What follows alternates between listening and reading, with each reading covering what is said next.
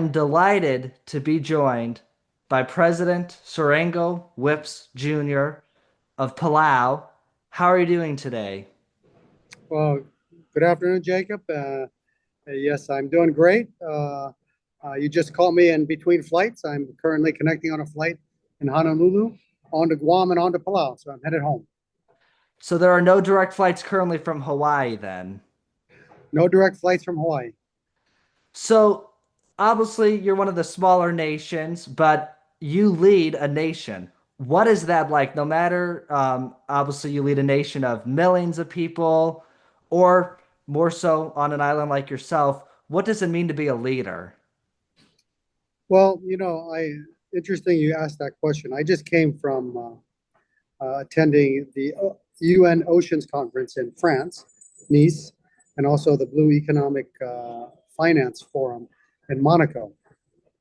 And while we're there, one of the things currently Palau chairs the Association of Small Island States. And so they always refer to our countries as small islands because they are. But I choose to think of them as big ocean states. So just to give you an idea, Palau's EEZ is the size of Texas, or when I was in France, I said the size of France. And yes, our landmass is the ocean area is 1,200 times the size of the landmass. So we have less than 20,000 people that live in Palau. But when it comes to Palau, as relationship with the world, we have one vote at the UN, just like China has one vote at the UN. We have, of course, an embassy at the UN. Of course, embassy in the United in Washington D.C. and Japan are our closest partners. So yes, we are small, but we are able to participate on the world stage. And being in Nice, of course, we are a big ocean state, so a lot of issues around the oceans. In particular, Palau has been a leader in ocean protection. And we're well known to be really leading that front. What we've recommended to the world through what we call the High Level Ocean Panel, this is made up, I currently chair it with the Prime Minister of Norway, is to use data and science, and it says to protect at least 30% of your ocean and manage it 100% for sustainable use. I mean, that's what we advocate for. So Palau has been way above that for years, and we want the rest of the world to follow. So there's over 100 countries that have signed on to that pledge. And just recently, a year and a half ago at COP in Dubai, all 18 Pacific countries together pledged to that commitment. And the Bezos Earth Fund contributed 100 million to start that activity. So that just gives you an idea of how Palau is small, then leading in the conservation efforts. The other things that Palau was able to do is we were the first to ratify what we call the BBNJ. That's the Biodiversity Beyond National Jurisdiction. So, every country has a 200-mile EEZ, but beyond that is open ocean. And you could say it belongs to all of us, humankind. And we also advocate for that we should make sure that those important areas are protected and we manage the high seas just as we would manage the areas within our jurisdiction to ensure for sustainable use and protect those most important areas. So Palau was the first to ratify that. Also, 2 years ago, Palau was the first to stand up and oppose deep sea mining. So even though we're small on the world stage, we do have one vote, and we've been able to. So in Nice, there was over 50 countries that have committed to the BBNJ. When it comes to deep sea mining, 37 have now stood up and said we need a moratorium until we have the data and science and do it in the best way so that we don't harm the environment. Because as you know, as big ocean states, what happens in that part of the ocean affects us. You cannot just live in isolation and say, oh, there's no impact to us. The fish migrate. They live in this ocean. And so tuna stocks in Palau are just as impacted at what happens in Hawaii or elsewhere. So I guess that just gives you an idea of, although we're small, We're still a big ocean state and a member of the UN, and we do participate in and glad to be part of uh, these world bodies and be able to make an impact. Incredible to hear. What is something that is unique about being on an island that most people might forget about? Something that's unique. Well, I think one of the things that for us is everywhere you turn, you see water. And that is something that and sometimes you get a little bit of island fever. You want to get off the island, get off the rock because it's you know it's only so big. You get tired of the place. But for me, there's nothing like being at home. Uh, you can go out, catch your own fish if you want to. If you can't find any food, it's easy to catch fish. We have enough space that we can farm. There's always coconuts, and you know, the one thing that Palau is very blessed with is on our island the temperature is pretty much the same year round. We're only 7 degrees north of the equator, so we like to say it's pretty much 80 to 85 degrees year round. The only difference is we have rain or sunshine. So for us, one of the very important things on an island is that we get rain because without rain, we don't have drinking water.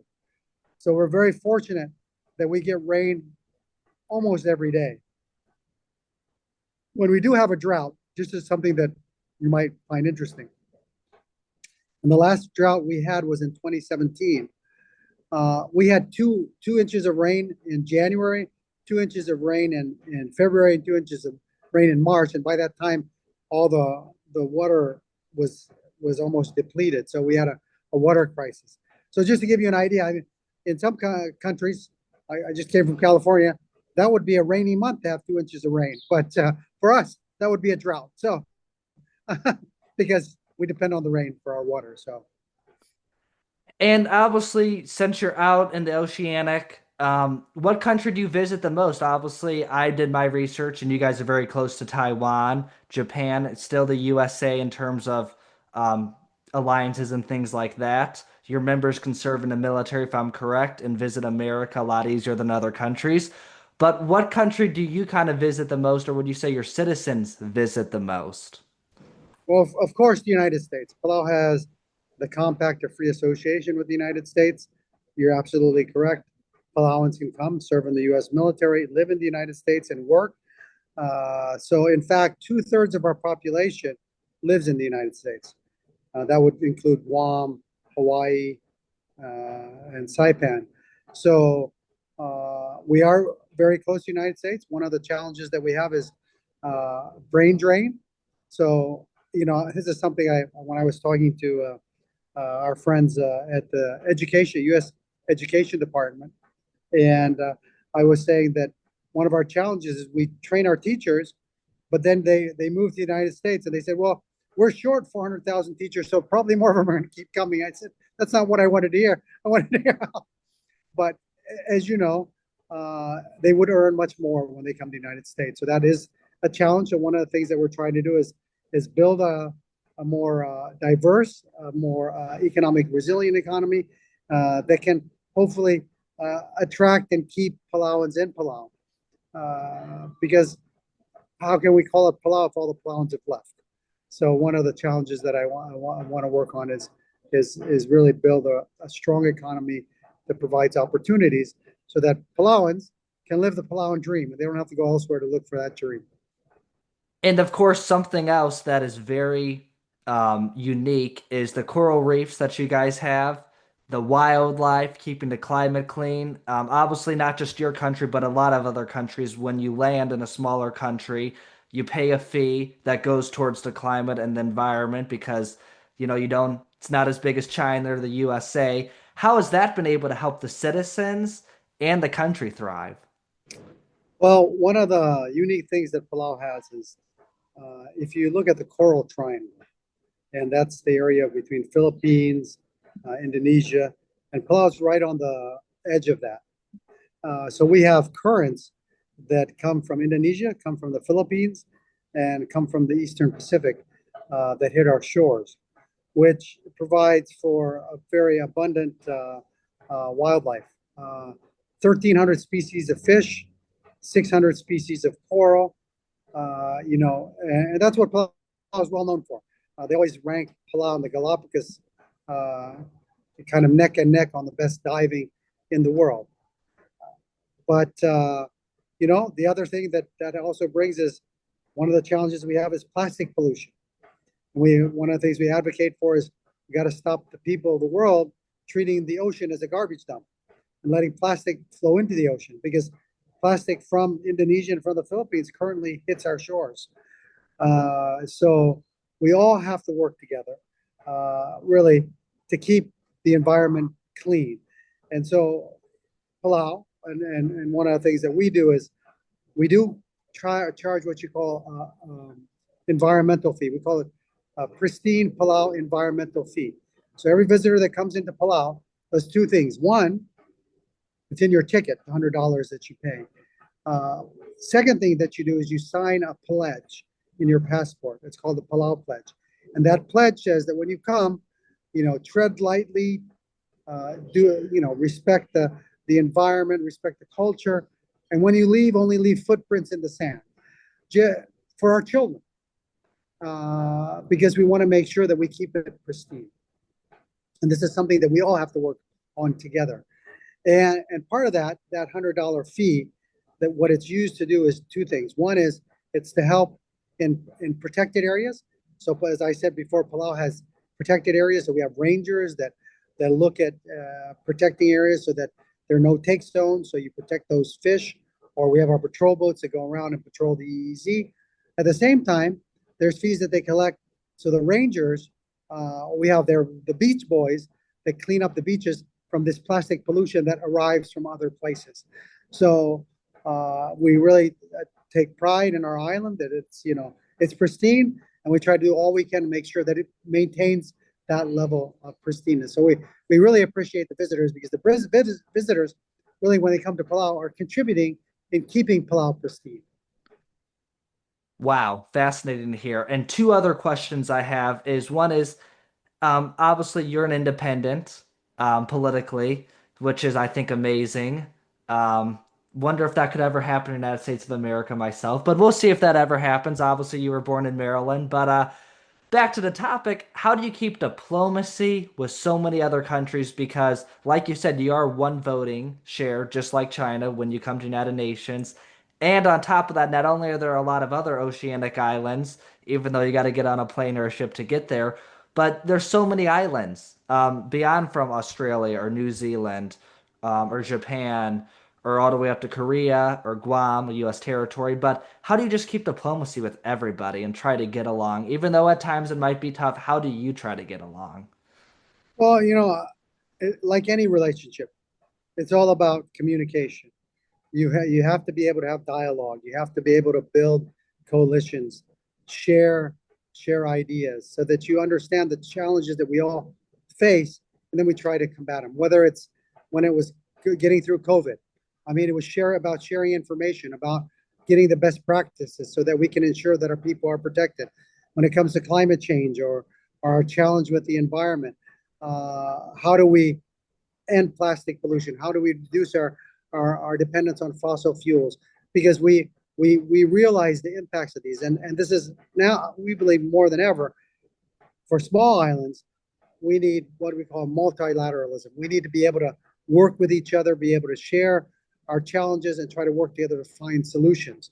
That's why conferences like the UN Oceans Conference are important. I was there. I met with a young man who's trying to clean up the garbage patch that's off the coast of California.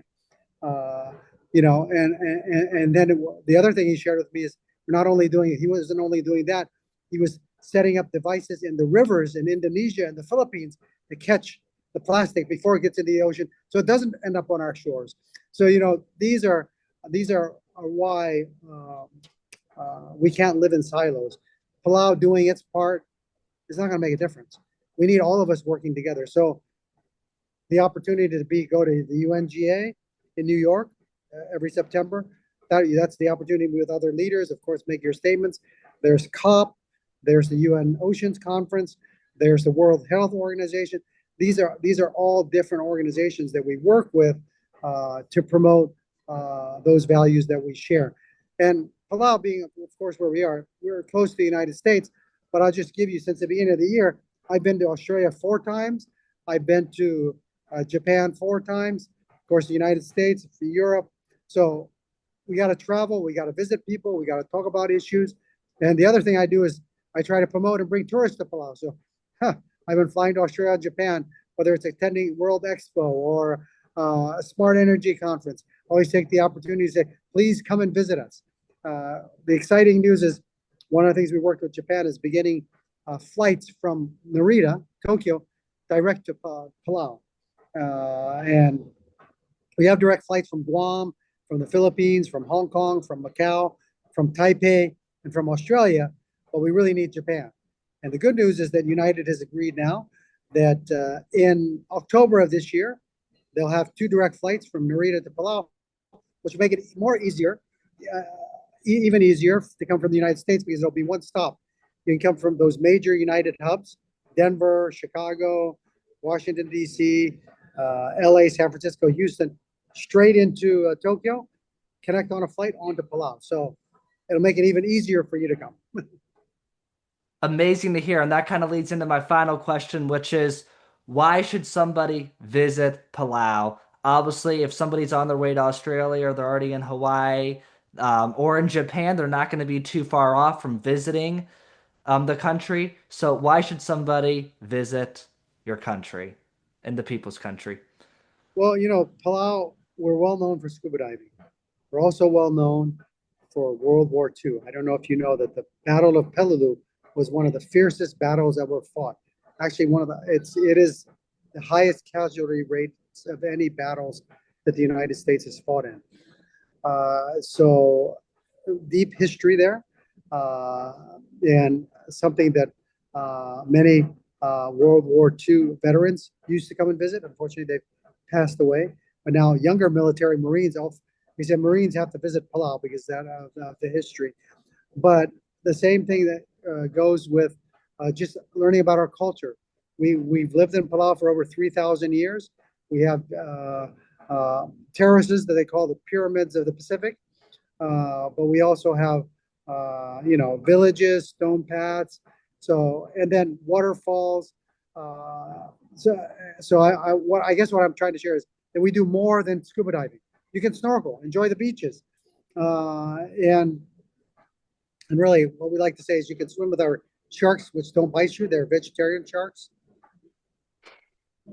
Yeah, I say that, and jellyfish that are stingless. So really, what we would like to say in Palau is in Palau you can see the whole Pacific in a very small area. We have the atolls, which are like the Marshall Islands or like the Maldives. We have the volcanic island, which is like Hawaii. We don't have live volcanoes, but and then we've got the limestone islands, which are like similar to Guam, and other islands in the Pacific. So you can see really the whole Pacific in a very small area. Or I'd like to say you can see like everything you would see in the Philippines in a much more condensed area. So as far as nature, so if you're a nature lover, Palau is the place to come. If you're a history and World War II buff, Palau is the place to come. If you want to learn about history, Palau is the place to come. And then we also have unique birds that you only find in Palau. So bird watching is also something that you can enjoy in Palau. So Wow. Well, that is amazing. I am definitely going to have to visit the country. Obviously, the benefit of having Zoom is I'm able to do an interview like this without going into my wallet to fly halfway around the world. So, really appreciate you joining the show today. Can't wait to visit the country down the road myself. Maybe it can be a spring break trip. absolutely. If I'm single, I have more money. I won't have to bring anybody with me, so I will definitely have to meet in person with you if I'm ever in the country. And you let me know if you're ever in the Midwest in Chicago visiting or in Indiana. I really appreciate you joining the show today. Well, fantastic. Thank you for reaching out. Always great to share about Palau and to speak to young people like yourself and get them interested in Palau. So thank you.